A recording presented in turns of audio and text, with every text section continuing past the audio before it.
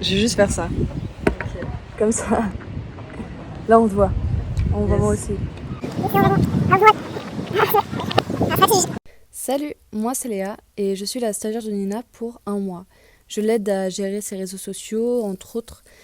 Et donc voilà, c'est moi qui monte et cette grosse tête là, c'est moi. Dans cette vidéo, vous nous verrez discuter autour d'un brunch puis d'un thé sur le travail de Nina en général, ce qu'elle fait en fait dans la vie. On voulait faire plus ample connaissance et on s'est dit que vous le montrer, ce serait intéressant en fait. Donc voilà, j'espère que ça va vous plaire. Bonjour. Hello. On va discuter, je vais poser des questions à Nina, elle va me répondre. Ok. Ça va ? Ça me va moi. Ça te va toi ? Super. Ouais.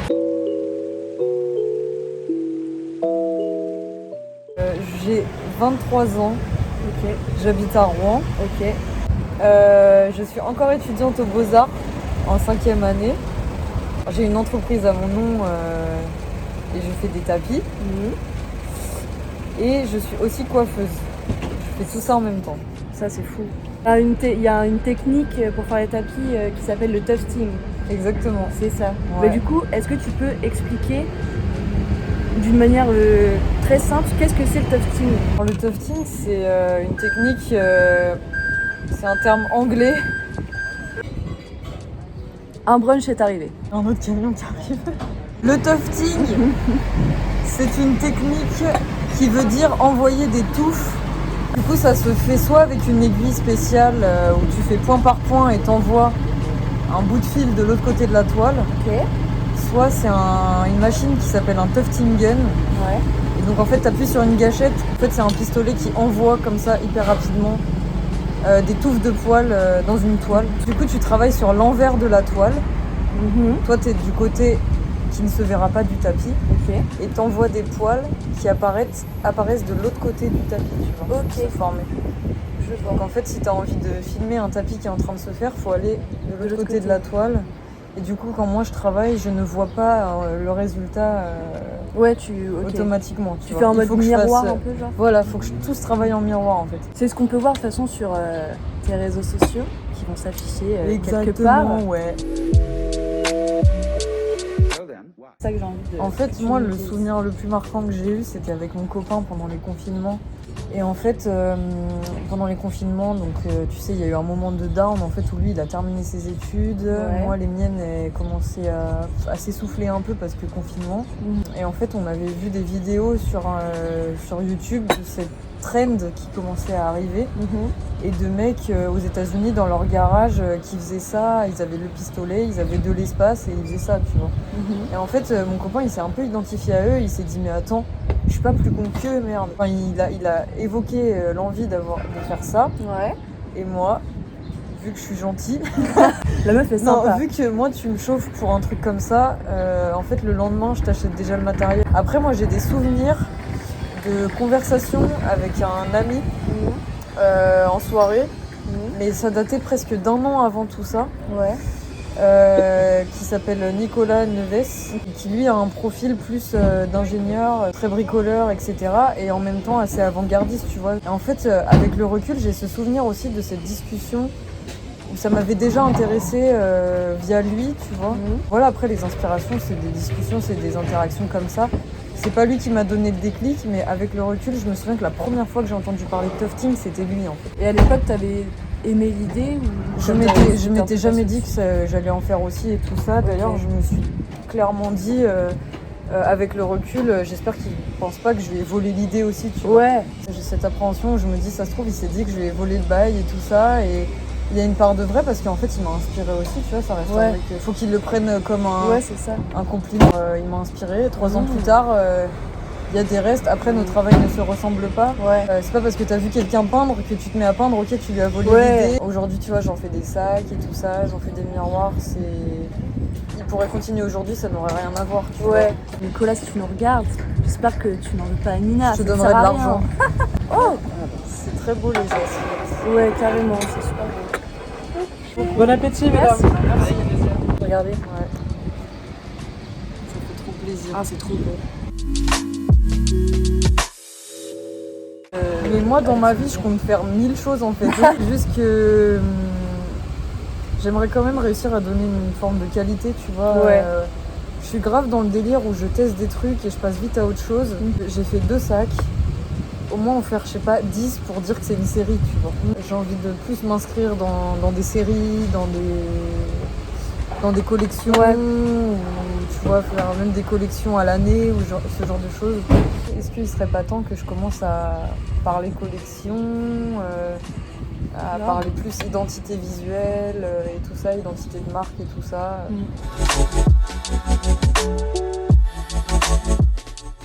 En fait, je sais même pas si on l'a dit, mais j'ai une pseudo-marque qui s'appelle Tufto Studio.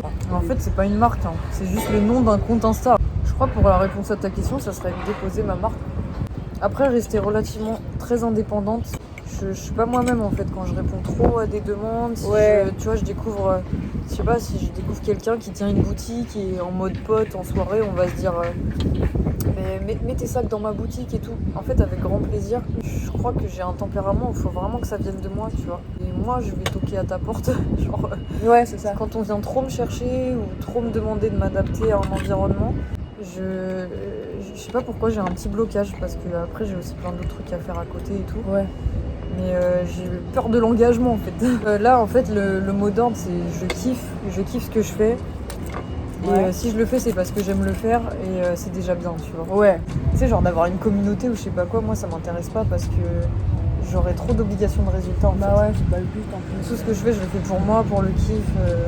Et puis finalement mes tapis je les offre plus à mes amis que ce que je les vends, tu vois. Ok. Ah, ouais, nickel. Super. Mais en fait, tout ce qui m'inspirait déjà avant, finalement, le tufting, c'est juste un médium, tu vois. Pour moi, j'ai un peu quitté genre la peinture pour faire du tapis. Ok. Finalement, c'est des inspirations qui sont extrêmement similaires à ce que j'avais déjà depuis quelques années, tu vois. Ouais. Et c'est tout bête, mais tu vois, toutes mes séries d'étoiles. Ouais. Tu sais, là, je fais des miroirs. Il y a ce motif, en fait, de l'étoile, un peu, les sacs et tout ça. Et je crois que c'est tout simplement le peintre Matisse. Ok. Henri Matisse. L'eau, la chute d'Icare, typiquement, je crois que c'est un peintre qui m'a décomplexé avec le motif. Ouais. Et le motif partout, tu vois. Et la saturation, en fait, de motifs. Ouais. C'est pas un truc de ouf, tu vois, mais je crois que, esthétiquement parlant, il est toujours là, Matisse, en fait. Voilà. Tu dirais que Ça, c'est une influence principale? Principale, je sais pas. Mais constante dans le temps, oui. C'est-à-dire que je crois qu'il y a 12 ans, c'était déjà là, tu vois. Et là, on est 10 ans plus tard et il n'y a pas de souci. Genre, je lis encore des monographies de Matisse, tu vois. J'aime trop Matisse. Trop intéressant. En plus, mon copain, il s'appelle Matisse. Oh.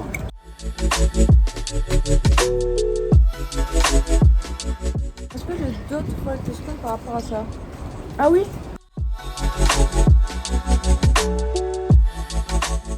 À partir du moment où donc, j'ai une idée et que une image se dessine, on va dire, soit quelqu'un me passe commande avec une image assez précise. Ouais. Genre là, il y a une meuf, elle m'a...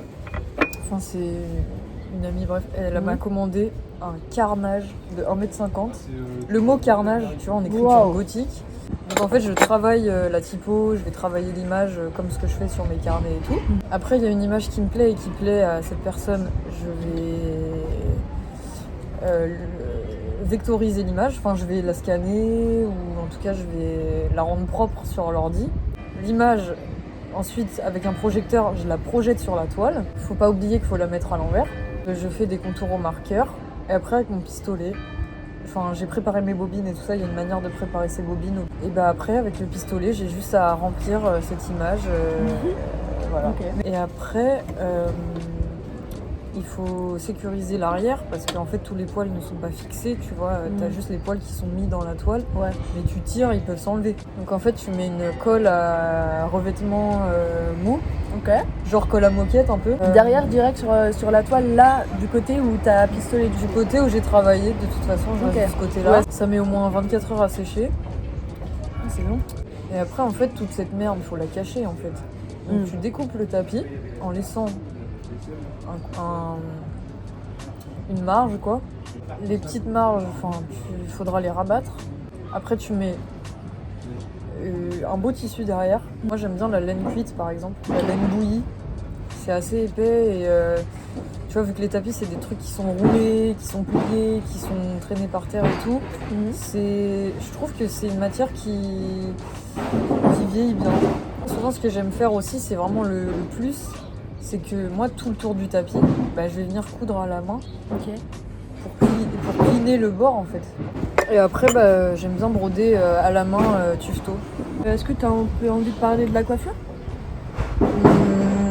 Ouais, pourquoi pas. Tu vois, là, t'es aux Beaux-Arts, tu fais des tapis et tout, mais dans, je vais dire l'imaginaire collectif, mais tu vois, le milieu de la coiffure, c'est plein de préjugés, tu vois. Ouais. En fait, c'est pas le milieu de la coiffure qui est plein de préjugés, c'est les gens qui ont plein de préjugés sur le milieu de la coiffure. Oui, les gens ont plein... Oui, c'est ça. Ouais. Parce qu'en soi, c'est un métier qui est cool, tu peux faire ce que tu veux avec des cheveux. C'est comme la cuisine, par exemple. À première vue, ça paraît d'être une tâche un peu genre tâche ménagère, c'est les femmes qui font la cuisine, machin. Comment ça se fait que ça soit Comment ça se fait que ça soit un métier, une fois qu'il est reconnu, tu vois, qu'il soit ultra sur-reconnu, et que ça soit la majorité des hommes aussi, d'ailleurs, les grands chefs cuisiniers, c'est des hommes et tout ça. Qu'est-ce qui se passe entre ces deux mondes? Comment ça se fait que la cuisine, ça paraît si peu noble, genre si populaire, en fait, tout le monde cuisine tous les jours? Et qu'est-ce qui fait qu'un jour, il y a un chef cuisinier comme ça, qui est hyper reconnu, qui gagne... Enfin, c'est des stars, en fait, les chefs cuisiniers. J'ai envie de chialer. C'est beau, ça. Ouais, c'est vrai, hein. En fait, la coiffure, c'est un peu pareil. Qu'est-ce qui se passe, en fait, entre ces préjugés qu'on a, entre le CAP coiffure qu'on commence, et finalement, tout ce qu'on en fait après, tu vois. Pour ma part, j'ai rien fait de ouf, genre, j'ai juste fait ça de manière très indépendante. Parce que je suis comme ça et que j'ai mal vécu les expériences en salon quand j'étais encore que en CAP. Donc je redescends. Voilà, c'est bon. Qu'est-ce qui t'a donné envie de faire le CAP et de te dire j'ai envie d'être coiffeuse? Bac L, bac général. Ok. J'avais envie de rentrer dans le milieu du cinéma ou de l'image en tout cas. Ou de la photographie ou de la mode, etc. Mais par la petite porte. Celle de toutes ces petites mains qui travaillent pour fabriquer une image la plus belle possible, tu vois. Et boum, on a changé de décor. Alors du coup, on a parlé de ton parcours, que tu as fait un CAP, etc. Ouais. Mais du coup, moi je voulais savoir vraiment qu'est-ce qui te plaît dans la coiffure. Un truc que j'avais sous-estimé de ouf, Ouais. c'était le contact avec les gens. Ça m'a rendu sociable en fait, la coiffure. Ça m'a aidé à faire des rencontres mais réelles quoi, tu vois, je sais pas. Ouais. En fait quand tu coiffes quelqu'un, il y a un rapport de confiance qui est obligatoire. Ouais. Il a fallu que je le fasse pour la coiffure et finalement ça m'a donné cette assurance aussi pour toutes les autres choses de la vie. L'espèce de contrat automatique qui se fait. Je te rends un service, toi tu viens de faire coiffer, mais notre but à tous les deux c'est que tu sois swag en sortant, tu vois. Après ça reste quand même un métier extrêmement manuel. Moi j'adore tout ce qui se fait avec les mains de toute façon, enfin, c'est un peu la base. Donc t'as en même temps les qualités manuelles et en même temps les qualités relationnelles. J'adore en fait cette balance des deux. Le truc qui est autant de coupe de cheveux que de gens sur Terre, bah voilà, évidemment, tu vois, moi ça me fait kiffer aussi. Que ce que tu portes ou ce que tu fais sur ton corps ou à ton corps, c'est tellement infini et en même temps, une fois que t'as fait tes choix, c'est tellement personnel, tellement modulable et tout. C'est-à-dire que moi, il y a des gens, je les ai coiffés il y a un an, aujourd'hui ils ont plus du tout la même coupe parce qu'on est passé par plein d'étapes. Et que leur coupe, ça leur donne envie de reporter des vêtements qu'ils portaient plus trop. Ah ouais. Bah en fait c'est ça, c'est comment t'habilles ta personnalité, tu vois. Moi j'adore ça. Faut pas voir ce mot de manière péjorative, tout ce qui est superficiel pour moi. Je déconstruis un peu ce mot, moi j'adore le superficiel. Parce qu'en fait ça dit énormément sur ce qu'il y a aussi à l'intérieur finalement, tu vois. Et c'est une forme de langage aussi, je trouve, juste de s'exprimer avec son apparence. En fait ça j'adore. En fait, voilà. On tourne là-dessus. Ouais. Tous les gens que je côtoie, je les ai coiffés. Et des fois, je vois ma coupe de cheveux sur absolument tous les gens qui m'entourent. J'ai l'impression que je suis responsable d'un pourcentage, tu vois, de qui ils sont un peu. Et c'est des gens qui me donnent aussi beaucoup de reconnaissance, tu vois. Moi, j'existe à travers les gens qui m'entourent. Et la coiffure, c'est ma manière de donner ce que je peux, tu vois. Bon, après, tu m'avais posé la question tout à l'heure au bar... Qu'est-ce que tu pourrais dire à des gens qui ont envie de faire de la coiffure ou un truc comme ça? Qui ont peur de se lancer à cause de l'espèce de préjugés que les gens parlé des préjugés un peu. En fait, j'ai pas envie d'essayer de capter les préjugés qui ont sur Ouais, la non, coiffure ça et de sert à les rien. déconstruire. Moi, ce que je peux dire, c'est que la coiffure, c'est un métier qui se fait partout, dans toutes les langues, dans tous les pays, avec relativement peu de matériel ou du matériel léger. Voilà, peigne, ciseaux, à la limite un sèche-cheveux ou une brosse, ou voilà, tu peux grossir la valise. Mais en fait, c'est quelque chose que je peux quand même emmener d'une ville à l'autre et tout ça. Donc en fait, c'est un métier qui peut être nomade. Et j'ai l'impression que le jour où j'ai envie de partir à l'étranger et devenir coiffeuse là-bas, ça sera moins compliqué que si j'étais assureur ici. Ah bah carrément. Tu vois, tous ces Carrément. métiers plus ancrés en France et tout. J'ai l'impression que c'est un métier universel en fait, la coiffure. Ah ouais. Mais même dans des milieux un peu en marge entre guillemets de la société, tu vois, même en prison il y a des coiffeurs. Le côté nomade pour moi ça s'allie beaucoup avec la notion de liberté quand même, c'est-à-dire que en plus c'est hyper facile de trouver du travail en tant que coiffeur. J'ai l'impression que je suis sécurisée avec ce métier. Même le jour où je rentre dans un salon qui me plaît mais je me fais virer, je vais 3 rues plus loin, je trouve du taf, tu vois. Carrément. Voilà. Voilà. Est-ce qu'il y a des prestations sur les gens que tu préfères faire? Pourquoi je pose cette question? Parce que j'ai vu sur tes réseaux qu'il y avait pas mal de têtes rasées avec des motifs dessus par exemple. Ce qui est un truc qu'on voit pas chez beaucoup de coiffeurs. En fait, ce qu'on voit le plus sur mon Instagram, c'est pas forcément ce que je préfère faire, c'est juste ce que je préfère montrer aux gens. Ce que je préfère faire, déjà, c'est coiffer mes potes. La coiffure, c'est pas qu'un résultat, c'est plus un moment en fait. Donc quand ça se fait dans un délire où on prend l'apéro en même temps, voilà, tu vois, évidemment. J'adore rattraper des coupes ratées. Les gars, je vais vous expliquer un truc. Allez chez Franck Provo, faites-vous niquer les cheveux et genre moi je vous les rattrape et genre vous allez me faire kiffer, tu vois. Tu vois un petit carré. Les bien carrés ratés en plus, Mais des carrés ratés, il y en a plein qui sortent des chaînes. Parce que c'est pas non plus sorcier, je veux un carré tout même longueur. Bon bah concentre-toi, tu vois. Concentrez-vous les coiffeurs. Mais concentrez-vous, arrêtez de pas vous concentrer là. Après tu vois, il n'y a pas genre une coupe trop cool à faire ou une couleur trop cool à faire. La meilleure coupe c'est la coupe qui vous va, tu vois. Les full changements aussi. Moi j'adore quand tu vois, il y a pas longtemps j'ai eu une cliente brune, cheveux longs, je veux un mini mulet blond polaire. Donc là j'ai touché à la coupe, à la couleur. Le truc c'est qu'elle était déjà magnifique en arrivant. Genre on a joué avec tout ce qu'elle dégage, tu vois. Et là elle dégageait encore autre chose, tu vois. Pas de plus beau, moins beau, mais genre... autre chose. Je sais pas, j'ai l'impression que j'ai créé un personnage de jeu vidéo en faisant ça. Et en plus elle était trop contente et du coup le fait qu'elle soit contente, j'étais encore plus contente. Vous voyez les bêtises que vous avez envie de faire, ben moi je vous aide juste à les faire bien, tu vois. Mais non, c'est ça le kiff, comme je t'ai dit, c'est d'abord un rapport humain et de confiance et on discute et vas-y je t'aide du coup à faire ce que t'as envie de faire, tu vois. Ben en fait récemment j'ai coiffé quand même beaucoup de monde. Hein. Ah ouais? Ouais, mais justement j'arrive à établir le profil type un peu des gens qui viennent me voir. Donc c'est des gens quand même très différents les uns des autres, mais dans ma tranche d'âge. Parce que j'ai commencé en effet à coiffer des amis. Et après le bouche à oreille, tu vois, mes amis vont voir des gens de leur âge au bar, du coup ils ont donné mon blaze à des gens du même âge que nous encore. Autant de filles que de mecs, j'arrive pas à... Enfin tu vois, c'est très désintéressé du genre en fait, ce que je fais. Ma première clientèle ça a été les gens des beaux-arts. Tout de suite il y a une diversité évidente en termes de style et tout ça, ou d'expression. Voilà, vestimentaire et autres. Je crois que je coiffe quand même relativement des gens assez extravagants, mais pas que. En fait, ça doit être à peu près 50% de ma clientèle. Après, en fait, il s'est passé des choses récemment par rapport aux personnes transgenres. Donc en fait, j'ai absolument pas envie que ça devienne genre mon enseigne ou ma marque de fabrique. Mais il se trouve que si on veut parler statistiques, récemment, j'ai coiffé pas mal de personnes transgenres grâce à l'association Fierté Colorée. Parce que tout simplement, c'est juste que je ne fais pas de prestations genrées. Et moi, j'ai envie de parler cheveux, tu vois. Pas parler genre, on s'en bat les couilles. J'ai bossé dans des salons qui genraient les prestations. Je n'ai jamais compris pourquoi. Mais moi, maintenant que je suis indépendante, je peux me permettre de pas le faire. Je le fais pas. Je pense que ça s'arrête là, tu vois. En dehors de ça, après toutes ces petites questions qu'on s'est posées, je regarde un peu tout ce que j'ai. Je crois qu'on a parlé de tout, ce qui est quand même super. Tatitata.